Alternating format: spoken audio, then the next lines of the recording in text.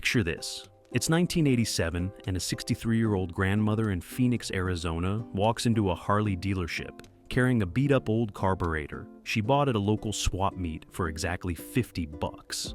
The service manager takes one look at her gray hair, laughs her straight out of the shop, and tells her to stick to knitting. 6 months later, that same $50 carburetor is making Harley Softails embarrass Kawasaki Ninjas at every single stoplight across the Southwest. And Milwaukee's corporate legal team is threatening lawsuits to keep the modification quiet, because one grandma just outsmarted their entire engineering department. Arizona, 1987. Let me set the stage here because context matters. 1987 was peak Harley darkness. The company had just barely survived the AMF years, those dismal decades when American Machine and Foundry turned Milwaukee's finest into oil-leaking jokes. Quality control was so bad that dealers kept buckets on the showroom floor to catch the drips. Seriously, buckets. The Evolution engine had launched in '84, and Harley was desperately trying to convince America that they'd finally figured out how to build a motorcycle that wouldn't grenade itself before the break-in period ended. They were selling nostalgia and chrome and that potato exhaust note. Performance? That wasn't really the point. Meanwhile, the Japanese were eating everyone's lunch. The Kawasaki Ninja 750 had just dropped, making 100 horsepower and doing the quarter mile in under 11 seconds. Honda's VFR was carving canyons like a scalpel. Suzuki's Jade SXR was rewriting what sport bikes could do. These bikes made Harleys look like they were going backward, which, honestly, they kinda were. A 1987 Softail made about 55 horsepower from 80 cubic inches. That's not a typo. 55 horses from an engine almost twice the size of the Japanese bikes. The power-to-weight ratio was laughable. 0 to 60 took about 6 seconds, which sounds okay until you realize the Ninja did it in 3.2. Harley's official position was that their bikes weren't about speed. They were about the experience, the lifestyle, the rebel image, which is corporate speak for, we can't make them go fast, so we'll pretend we don't want to. The aftermarket knew better. Companies like S&S and Rivera Engineering were making decent power gains with big bore kits and cam swaps. But we're talking thousands of dollars in parts and machine work, not exactly accessible to your average rider. This is the world Dorothy Henderson walked into. A world where Harley was selling image over performance, where the aftermarket was expensive and complicated, and where nobody, absolutely nobody, thought a 63-year-old woman from Phoenix would crack the code with a $50 carburetor. Meet Dorothy Henderson. Dorothy Henderson, who everyone called Dot, was nobody's idea of a motorcycle mechanic. She'd spent 30 years as a school librarian in Scottsdale. She drove a Buick LeSabre. She made casseroles for church potlucks. Her hobbies included quilting, bird watching, and complaining about the heat. But here's what nobody at the church potlucks knew. Dot's father had been a mechanic at Douglas Aircraft during World War II, building engines for Beechcraft 26 bombers. As a kid in the 40s, she'd spent every Saturday in his garage in Long Beach, handing him wrenches and learning how carburetors worked. While other girls were learning to bake, Dot was learning to rebuild Stromberg carbs. She'd never mentioned this to anyone. It was the 40s and 50s. Girls didn't work on engines. So she'd gone to college, become a teacher, gotten married, raised 2 kids, and buried her mechanical knowledge under 30 years of respectability. Her husband George had zero interest in cars or motorcycles. He played golf. She pretended to care. Then George died in '85. Heart attack on the 7th hole. Dot was 61, suddenly alone, and for the first time in decades, free to do whatever she wanted. What she wanted, apparently, was a Harley-Davidson. Her son thought she'd lost her mind. Her daughter tried to get her to see a therapist. The church ladies whispered about grief doing strange things to people. Dot didn't care. She walked into a Harley dealership in Phoenix, pointed at a black Softail Custom, and wrote a check for $13,000. The salesman, bless his heart, tried to talk her into a Sportster, something smaller, more manageable for a lady. Dot told him if he called her lady one more time, she'd take her check to the dealership across town. She rode out on the Softail, wearing a full-face helmet and a leather jacket she'd bought at Wilson's Leather. She was 61 years old and she was done caring what anyone thought. For 2 years, she rode that Softail exactly as Harley intended. She joined a local riding group, mostly retirees and weekend warriors. She did the Sunday morning breakfast runs. She participated in charity rides. She was, by all accounts, a perfectly normal Harley owner. Except she kept noticing something.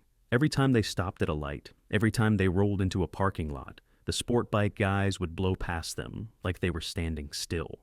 The Harleys would rumble along at their leisurely pace, and some kid on a Ninja would rocket past doing a wheelie. It drove Dot crazy, not because she cared about racing or street cred, but because she knew, deep in her bones, that Harley was leaving performance on the table. The Evolution engine was essentially 2 cylinders from a 1930s Indian with modern metallurgy. The architecture was sound. The problem was Milwaukee's conservative tuning. They were so terrified of warranty claims and emissions compliance that they'd strangled the engine. Dot started spending her Saturday mornings at motorcycle swap meets, not buying, just looking, learning, remembering everything her father had taught her about making engines breathe. And one Saturday morning in May of '87, she found it. A Bendix carb from a 1950s Indian chief. $50. The guy selling it thought it was junk. Dot knew better. The Harley problem. To understand what Dot figured out, you need to understand what Harley was doing wrong.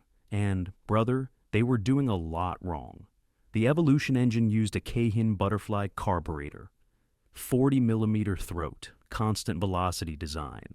Basically a copy of what the Japanese were using. It worked fine for what Harley wanted, which was smooth, predictable power delivery with decent fuel economy and low emissions. But it was conservative as hell. The Venturi was too small. The jets were undersized. The accelerator pump was anemic. The whole thing was designed to keep the engine happy at cruising speeds, putting along at 2,000 RPM with minimal throttle input. Wide open throttle? The engine was gasping like a marathon runner breathing through a coffee stirrer. Here's the specific problem. At anything above 4,000 RPM, the Evo wanted more air than the Keihin could deliver. The carburetor became a bottleneck. You could see it on a dyno, this sad plateau where horsepower should have been climbing, but just flatlined because the engine couldn't breathe. The aftermarket knew this. S&S sold a Super E carburetor for $600 that helped. Mikuni made a 42mm unit for $750. These carbs worked, sort of. They'd add maybe 10 horsepower if you were lucky, but they required rejetting, adjustment, tuning. Most riders couldn't be bothered. Plus, and this is important, these aftermarket carbs were designed for the Harley market. They assumed you wanted that classic Harley feel, that smooth, torquey, low RPM power delivery. They made the bike better at being a Harley. They didn't make it competitive with sport bikes. Dot wasn't interested in making her Softail better at being a Harley. She wanted to make it fast. Actually fast. Not Harley fast, where you convince yourself that torque matters more than horsepower. Real, stoplight to stoplight. Embarrass the sport bike kids. Fast. She'd been studying the problem for months. Taking notes at swap meets, talking to old-timers who remembered flatheads and knuckleheads, reading ancient copies of Cycle magazine from the 50s and 60s, and she kept coming back to one thing. Indian chiefs from the late 40s and early 50s had a carburetor problem that was the opposite of Harley's. Their Bendix carbs were huge, designed for racing, way too much carburetor for a stock motor. They'd flood at idle, stumble at low speeds, drive riders crazy. Indian went out of business in '53, partly because their bikes were such a pain to live with. But those carbs could flow air like nobody's business. In the right application, with the right tuning, they were magic. Dot had watched her father put a Bendix carb on a Ford Flathead Veefs 8 back in '47, and that engine had transformed from a wheezy truck motor into something that could actually move. What if, Dot thought, you could adapt a Bendix to a Harley Evo? The bolt pattern wouldn't work, the linkage would be wrong, the jetting would be completely off. But the fundamental concept, taking a carburetor designed for a bigger, faster engine and adapting it to a smaller one that was being strangled, that could work. The Harley aftermarket wasn't thinking this way because they were Harley guys. They thought in terms of Harley solutions to Harley problems. Dot wasn't a Harley person. She was a mechanic's daughter who happened to own a Harley. She thought in terms of fundamental principles. Engines are engines. Air in, fuel mixed, spark ignited, exhaust out. You want more power, you need more air and fuel. That Bendix carb at the swap meet was from a Chief Scout, probably 1951 or 52 millimeter throat. Massive for its era.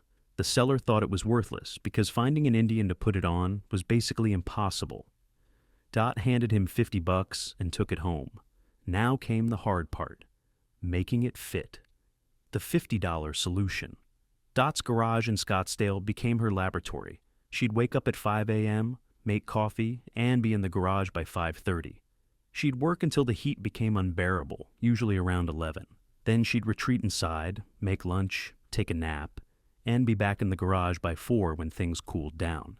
Her neighbors thought she'd taken up woodworking. They had no idea she was engineering a carburetor swap that would eventually have Harley's legal team sending cease and desist letters.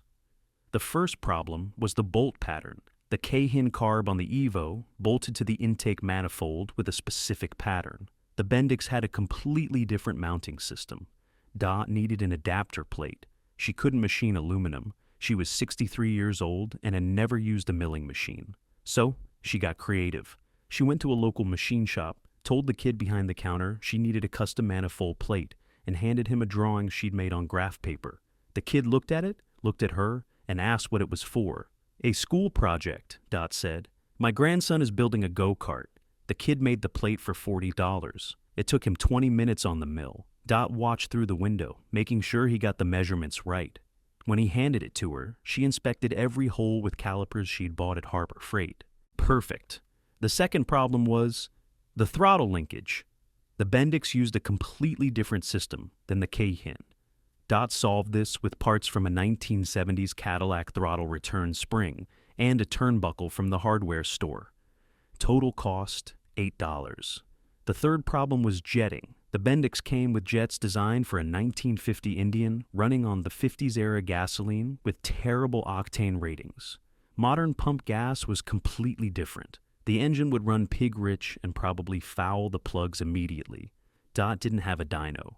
She didn't have an air-fuel ratio gauge. What she had was her father's voice in her head, telling her how to read spark plugs and exhaust smoke and engine sound. She bought a jet kit from a Harley shop, $45, and started experimenting. She'd install a jet combination, start the bike, let it warm up, ride it around the block, come back, pull the plugs, read them, adjust. Over and over. Her neighbors complained about the noise. The HOA sent her a letter. Dot ignored them all. After 3 weeks of testing, she'd found a jet combination that worked. The main jet was slightly smaller than stock. The pilot jet was larger. The needle was in the second clip position from the top. It shouldn't have worked based on any conventional carburetor logic, but it did. The fourth problem was the air cleaner. The Bendix was taller than the K-hin, and the stock Harley air cleaner wouldn't fit. Dot solved this by cutting the bottom out of the stock housing and extending it with aluminum flashing from Home Depot. She sealed it with high-temp silicone. It looked absolutely ridiculous. It worked perfectly. Total parts cost for the entire modification: $50 for the carb, $40 for the adapter plate, $8 for the linkage parts, $45 for jets, $12 for the air cleaner modification. $155. Compare that to $600 for an S&S carb or $750 for a Mikuni, and that's before installation and tuning. But here's where Dot's modification was different. She wasn't trying to make the bike feel better or sound better or get slightly more torque. She'd accidentally created something nobody in the Harley aftermarket had managed to build: a carburetor setup that transformed the Evolution engine from a low RPM thumper into something that could actually rev. The Bendix flowed so much air that the engine could finally breathe at high RPM. The jetting was so precise that it didn't bog or stumble or flood.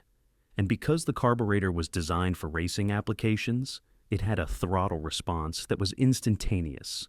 You twisted the grip, and the engine responded right now. When Dot first started the bike with the Bendix installed, it sounded different. Not louder, just angrier. The idle was rougher. The throttle response was sharper. And when she blipped the throttle, the engine revved faster than it ever had before. She took it for a test ride on a Sunday morning when traffic was light. First gear, second gear, twist it. The front wheel came up. Not a lot, just a few inches, but enough that Dot had to grab the bars and hold on. A 63-year-old librarian had just done a wheelie on a Harley Softail. She started laughing. Sitting at a stoplight, laughing so hard she could barely breathe. This was going to be fun. The technical magic. Let's get into the engineering here because what Dot figured out, probably by accident and intuition, was genuinely brilliant. The Bendix carburetor from a 1950s Indian chief was designed for a 74 cubic inch V-twin, making about 55 horsepower, which, coincidentally, was almost identical to the displacement and power of the Evolution engine. Except the Indian made its power at much higher RPM, because it was a racing motor. The carburetor throat was 52 millimeters versus 40 on the stock Cayenne. That's 30% more cross-sectional area. At low engine speeds, this was actually a problem because the air velocity through the venturi was too slow for proper fuel atomization. This is why the Indian was hard to ride around town. But at high RPM, when the engine was sucking air as fast as it could, that 52 millimeter throat was perfect. The Evo could finally get all the air it wanted. And with more air came the ability to burn more fuel, which meant more power. The jetting Dot had arrived at was counterintuitive. Smaller main jet than stock Harley, but a larger pilot jet and a richer needle position. What this did was lean out the high RPM mixture slightly, which let the engine rev harder without bogging, but enriched the low RPM and transition circuits, which kept the bike rideable in traffic. This jetting combination shouldn't have worked based on conventional wisdom. But conventional wisdom is built around conventional carburetors. The Bendix wasn't conventional. It had been designed in the 40s by engineers who understood racing and didn't care about emissions or fuel economy or smooth power delivery. The throttle response came from the Bendix's slide design.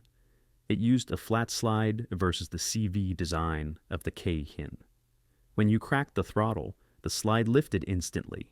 No vacuum delay, no CV lag. This made the bike feel twice as fast, even though it hadn't gained that much horsepower. How much power did it actually gain? Dot never dynoed the bike, so we'll never know exactly. But based on the performance improvements riders later reported, probably 15 to 20 horsepower. That doesn't sound like much, but on a bike making 55 horsepower stock, that's a 25 to 35% gain. More importantly, the power curve changed. Stock Evos made peak torque around 3,000 RPM and then fell flat. With the Bendix setup, the engine would pull hard all the way to 5,500 RPM. You could actually use the upper half of the tachometer. Revolutionary for a Harley. The sound changed too. The exhaust note was sharper, more aggressive. You could hear the engine working in ways it never had before. Other riders noticed, sport bike guys noticed, and one guy in particular noticed. His name was Tommy Chen, and he rode a Kawasaki Ninja 750. He'd been riding with Dot's group for a few weeks, mostly because he'd just moved to Phoenix and didn't know anyone. He was the token sport bike guy in a group of Harley cruisers. Tommy was used to walking away from the Harleys at every stoplight. It wasn't even fun anymore. Then one Sunday morning, Dot rolled up next to him on her Softail with its weird, tall air cleaner and slightly different exhaust note. The light turned green. Tommy nailed it like always. And Dot stayed with him, not just for a second. All the way through first gear, halfway through second. The Softail was beside him, maybe half a bike length back. The 63-year-old librarian leaning forward on the bars like she was actually racing. Tommy looked over. Dot waved. He couldn't believe it. No Harley could keep up with a Ninja 750. It was physically impossible. These bikes made half the power. They weighed twice as much. They couldn't rev, except Dot's could. At the next light, Tommy pulled up beside her and yelled over the engines. "What the hell did you do to that thing?" Dot smiled. "Carburetor swap," she yelled back. $50 at a swap meet. Destroying sport bikes. Word spread fast. Tommy Chen couldn't keep his mouth shut. He told everyone at his Wednesday night bike meetup that some grandma on a Harley had almost kept up with his Ninja. Nobody believed him. So, the next Sunday, 6 sport bike guys showed up at the breakfast ride. They all wanted to see the Grandma Harley. Dot, bless her heart, had no idea she'd become a spectacle. She just showed up like always, black Softail, tall air cleaner, leather jacket, full face helmet.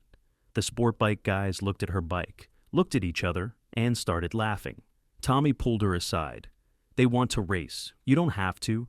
Dot thought about it for exactly 2 seconds. "Tell them to pick a route." The route was classic Phoenix street racing. Straight shot up Cave Creek Road, 3 miles, stop sign to stop sign. Totally illegal, totally stupid. Dot had been a librarian for 30 years. She absolutely should have known better. She lined up anyway. The sport bike guys were riding Ninjas, a GSXR 750, and a Yamaha FZR. Combined horsepower, probably 450.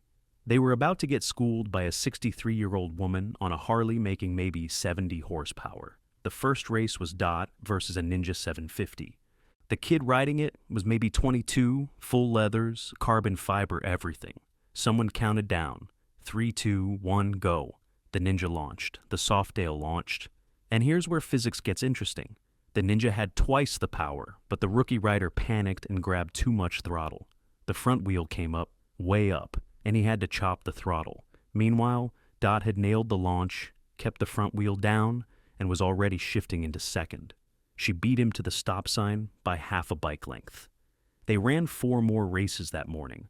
Dot beat the Ninja twice more. She lost to the GSXR by a lot, because, come on, that bike made 130 horsepower, but she stayed close enough that the rider actually had to try. She beat the Yamaha FZR in a race that came down to pure riding skill. After that Sunday, Dot became a legend. The sport bike guys started calling her Fast Dot, even though she hated the nickname. Other Harley riders started asking questions. "What carburetor was it? Where did you get it? How much did it cost?" Dot answered honestly. She'd even sketch out the adapter plate dimensions on a napkin at the breakfast spot. Some guys tried to replicate it. Most failed because they didn't understand the jetting. A few succeeded, and suddenly there were 3 or 4 Harleys in Phoenix running Dot's carburetor swap. They'd meet up, compare notes, race each other. A cult was forming. Harley's reaction. It took 6 months for Harley-Davidson to notice. When they did, they were not happy. A Harley dealer in Tempe called Milwaukee in February of '88. One of his customers had come in with a Softail running a weird carburetor setup. The bike was making way more power than stock. The customer was bragging about beating sport bikes, and he kept talking about some grandma named Dot who'd figured it out. Milwaukee sent a field engineer to investigate. His name was Rick Patterson, and he'd worked at Harley for 15 years. He thought he'd seen everything. Then he met Dot. Patterson showed up at her house unannounced, wearing khakis and a Harley polo shirt. He introduced himself, explained he worked for Harley, and asked very politely if he could see the bike. Dot, who was not stupid, asked if she was in trouble. Patterson said no. He just wanted to understand what she'd done. She showed him the bike, the Bendix carburetor, the adapter plate, the jetting, the modified air cleaner. Patterson took notes, lots of notes. Then he asked if he could take the bike for a ride. Dot said sure. Patterson came back 20 minutes later, sweating, grinning, and shaking his head. "That's the fastest Softail I've ever ridden," he said, "and I've ridden pre-production bikes with everything." Then he got serious. "You know we can't let you sell this, right?" Dot hadn't been selling anything. She'd just been answering questions and helping people. But word was spreading. More riders were doing the swap. Someone in California had started advertising adapter plates for sale. The whole thing was getting out of hand from Harley's perspective. Patterson explained the problem: emissions, warranty, liability. If someone crashed running Dot's setup, they could sue Harley. If the EPA found out Harley owners were swapping carburetors and bypassing emissions equipment, they could fine the company. Dot listened politely. Then she said, "So, you're telling me I can't modify my own motorcycle?" Patterson sighed. "I'm telling you that if you commercialize this, we'll have to take action." Dot had no interest in commercializing anything. She was a retired librarian who liked riding motorcycles. But she also wasn't going to stop helping people who asked for help. Harley tried a different approach. They contacted the guy in California selling adapter plates and threatened legal action for patent infringement. The guy shut down immediately. They sent cease and desist letters to motorcycle magazines that were writing about the Grandma Modded, as it was being called. They even tried to buy Dot out. offered her $10,000 for the rights to the modification and a consulting contract. Dot said no. She didn't want their money, she just wanted to ride her bike. What Harley couldn't do was make her stop talking. First Amendment and all that. So Dot kept answering questions, kept helping people, kept showing up at breakfast rides with her weird tall air cleaner and her ability to embarrass sport bikes. Harley eventually gave up. They couldn't stop it, couldn't control it, couldn't even understand why their own engineers hadn't thought of it. The whole thing was embarrassing. The cult following. By 1990, hundreds of Harley riders across the Southwest were running variations of Dot's carburetor swap. It became an underground thing, knowledge passed from rider to rider, meetup to meetup. You couldn't buy a kit. You had to source your own Bendix carburetor, find someone to machine the adapter plate, figure out the jetting yourself. This kept the modification exclusive, limited to people who were serious enough to do the work, which created a weird subculture within Harley culture. These riders didn't fit with the traditional Harley crowd who valued chrome and noise and going slow, but they also didn't fit with the sport bike crowd because they were still riding Harleys. They called themselves the Bendix Brotherhood, which Dot thought was ridiculous. She preferred people who like going fast on heavy motorcycles. The Brotherhood organized their own rides, their own meetups. They do highway pulls, drag race at unused airstrips, test each other's setups. Some riders got more sophisticated, adding ignition timing modifications, exhaust work, even experimenting with different Indian carburetor models. One guy in Tucson claimed he'd gotten his Softail to run 12-second quarter miles. Dot was skeptical, but impressed. The modification evolved beyond just the carburetor. Riders discovered that the Bendix setup worked even better, with a less restrictive exhaust. Some guys were running straight pipes, which made the bikes obscenely loud, but added another 5 horsepower. Others experimented with ignition advance curves. The stock Harley ignition was conservative, designed for reliability and pump gas compatibility. Advancing the timing 3 or 4 degrees made the engine crisper, more responsive. Combined with the Bendix carb, these bikes were genuinely quick. Not sport bike quick, but quick enough to surprise anyone who underestimated them. Dot became an unlikely mentor figure. She'd get phone calls from riders in different states asking for advice. She'd get letters, actual handwritten letters, from people thanking her for helping them make their bikes faster. She never charged money, never tried to profit. She just liked helping people and enjoyed the fact that she'd stumbled onto something that made people happy.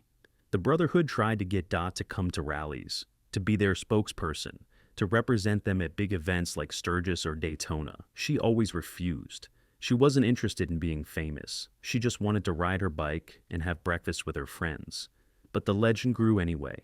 Fast Dot, the grandma who outsmarted Harley, the librarian who made Softails quick, the 60-something woman who could run with sport bikes. By the mid-90s, the Bendix Brotherhood had chapters in 6 states. They had newsletters, annual meetups, a whole organized structure. Dot had created something bigger than herself, entirely by accident. Legacy and impact. Dot passed away in 2003 at age 79. She'd been riding her Softail, still with the original Bendix carburetor, until 6 months before her death. Cancer finally did what nothing else could. It slowed her down. Her funeral was attended by over 300 people. Half of them were Harley riders who'd never met her but knew her reputation. They did a memorial ride, 300 motorcycles through Phoenix, led by her original Softail that her grandson rode. The Bendix Brotherhood still exists, though it's smaller now. Original Bendix carburetors are harder to find, and modern fuel injection has made the modification less relevant for newer bikes. But there are still riders running Dot's setup, still guys who learn from guys who learned from Dot. The technical legacy is interesting. Harley never officially acknowledged Dot's work, but their later performance modifications borrowed concepts she'd proven. Bigger throttle bodies, less restrictive intake, more aggressive tuning. They just did it with modern technology instead of $50 swap meet carburetors. The cultural legacy is bigger. Dot proved that innovation doesn't require engineering degrees or corporate budgets. Sometimes it just requires thinking differently and being willing to try something everyone else says won't work. She also proved that motorcycles don't belong to any one demographic. 63-year-old librarians can go fast. Grandmas can outsmart engineers. Age and gender and background don't determine who gets to participate in motorcycle culture. The Phoenix motorcycle community still talks about her. There's a breakfast ride every year on her birthday where riders meet at her favorite spot and tell Dot stories. Some of them are probably exaggerated. That's okay. Legends are supposed to be bigger than reality. The thing about Dot's story that gets me is how unnecessary it should have been. Harley had all the resources in the world to make their bikes faster. They had engineers, testing facilities, unlimited budgets. They chose not to because they were afraid. Afraid of warranty claims, afraid of the EPA, afraid of changing what had always worked. It took a grandmother with a $50 carburetor to show them what they were missing, not because she was smarter than their engineers, but because she wasn't constrained by their thinking. She didn't know what was impossible, so she tried it anyway. And it worked. That's the lesson. Sometimes the best innovations come from people who don't know enough to know they should fail, to know